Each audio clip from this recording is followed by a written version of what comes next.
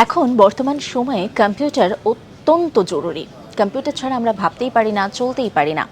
আর সেই কম্পিউটারে মাউস, সেটা ছাড়া চলে নাকি? যতই ল্যাপটপ হয়ে যাক, আমরা তবুও কিন্তু আলাদাভাবে মাউসের সংযোজন করি যাতে ল্যাপটপটা দীর্ঘদিন ধরে ভালো থাকে, তাই তো? কিন্তু জানেন, এই যে মাউস আজকে আমরা দেখছেন, সেই মাউস কিন্তু প্রথমের দিকে কাঠের তৈরি হয়েছিল। কি শুনে অবাক হচ্ছেন যে কাঠের তৈরি, আবার তাতে একটা সুইচও ছিল। 1964 সালে যে মাউসটা তৈরি হচ্ছিল তা কিন্তু কাঠের ছিল, সেটা বানিয়েছিলেন ডগ এঙ্গেলবার্ট।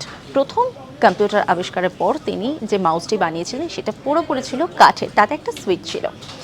শুনে নিশ্চয়ই ভীষণভাবে অবাক হচ্ছেন যে মাউস নিয়ে আজকে আমরা একেবারে দুনিয়া কাঁপাচ্ছি। একটা বড়সড় আবিষ্কার, সেই আবিষ্কার কিন্তু হয়েছিল কাঠ দিয়েই।